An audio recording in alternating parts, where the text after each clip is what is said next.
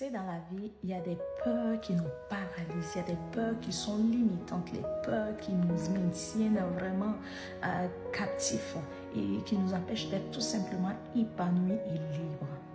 Et ce qui est triste, ce qui est malheureux, c'est que nous acceptons ces peurs-là, nous les justifions, nous les normalisons, ça fait partie de nous. Et ça fait que, voilà, on reste lié, on reste vraiment maintenu par cette peur pendant des années. Laisse-moi te raconter mon histoire avant de continuer. Il fut un temps dans ma vie où j'avais vraiment peur littérale des ponts. Pour ceux qui m'ont connu, ils le savent. Et ce n'est pas quelque chose qui date de longtemps. Et ça faisait que quand on m'invitait ou que j'ai à me déplacer pour aller voir une personne, quand la personne, voilà, lorsque je regardais l'itinéraire et qu'il fallait passer par un pont, ça amenait 3 types de situations. Soit je faisais le détour, ce qui pourrait me prendre 1 heure, 2 heures de temps de route pour aller voir la personne, ou bien je dérangeais le monde et je forçais les gens à changer leur emploi du temps pour pouvoir m'amener. Je me demandais l'aide de mon mari, ou bien de mes enfants, d'une amie. En tout cas, je dérangeais le monde pour qu'il m'amène. Et quand je parle de cette peur, il ne s'agit pas d'une question de semaines, de mois, mais des années. Des années. Et pour ceux qui sont au Canada, sur l'île de Montréal, donc ça veut dire pour quitter Montréal, pour rentrer, pour sortir, il faut passer par des ponts forcément.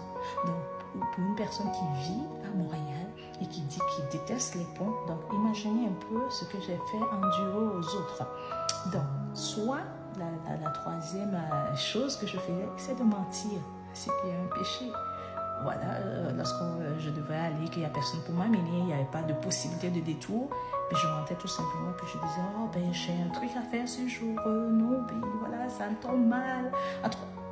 Je justifiais l'injustifiable. Et cela a duré des années, jusqu'au jour. Et attendez, les autres ont essayé de tout faire pour pouvoir me dissuader, pour pouvoir m'aider. Alors tu sais, tu passes par des tunnels, c'est en bas de l'eau, des trucs comme ça, et tu n'as pas peur de ça, mais pourquoi tu as peur du pont? Il n'y a rien, c'est encadré, passe au milieu. En tout cas, on m'a donné toutes sortes d'astuces par rapport à cela, mais ça ne fonctionnait pas. Je disais toujours, c'est bon, c'est correct, chacun constitue différemment. Je justifiais, si ma peur, c'est devenu ma peur. J'acceptais la chose sans traiter. Mais jusqu'au jour où je me suis dit, mais Liliane, exactement pourquoi tu as peur? J'ai commencé à reconnaître que cette peur était devenue maintenant vraiment insoutenable. Et ça m'empêchait beaucoup dans beaucoup de domaines, je vous le dis là. C'était un frein littéral pour moi. Et j'ai commencé à accepter, à affronter, à reconnaître qu'il y a une peur et que je dois comprendre d'où ça vient, tout ça, et puis traiter avec, dealer avec. Et c'est là que mon processus de guérison a commencé et j'ai pu arriver à bout. Et actuellement, je roule, je traverse des ponts, je ne m'en rends même pas compte.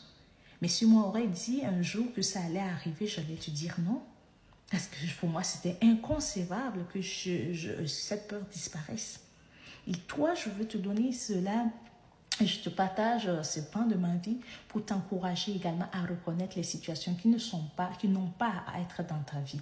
Parce que tant que tu ne vas pas reconnaître que quelque chose n'est pas normal, quelque chose vraiment, n'a pas à être dans ta vie, tu ne pourras pas combattre, tu ne pourras pas traiter, tu ne pourras pas guérir.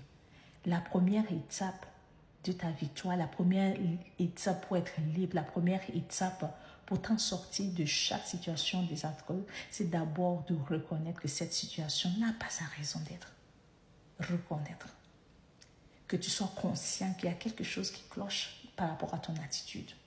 Et c'est la première des clés. Et c'est cette clé que je veux partager avec toi. Examine-toi. Prends le temps de regarder tes faits et gestes. Prends le temps de voir ce qui t'empêche réellement d'être épanoui. Il y a des choses que, minimes soient-ils, que si tu les enlevais dans ta vie, tu auras une vie vraiment très épanouie, une vie de liberté, une vie d'expansion. La parole de Dieu nous l'a dit. Il nous a donné un esprit de force et de courage. Et plusieurs fois dans la parole de Dieu, tu entends Dieu qui dit à ses enfants, ne crains point, ne crains point. Donc c'est une attitude déjà même qui vient de nous. Et il y a plusieurs chrétiennes qui sont limités dans leur vie parce que oui, ils se limitent par rapport aux peurs, par rapport à leurs craintes. Mais Dieu te donne cet esprit, l'esprit qui ne vient pas de toi, mais qui vient de Dieu pour t'aider à pouvoir vaincre ces peurs, ces craintes dans ta vie. Donc, la première étape, on reconnaît que ces choses ne doivent pas demeurer et traite-le dans le secret comme avec d'autres personnes qui peuvent t'aider. Donc, c'était mon encouragement pour toi aujourd'hui. Ne laisse pas la peur t'empêcher d'être toi-même. Shalom.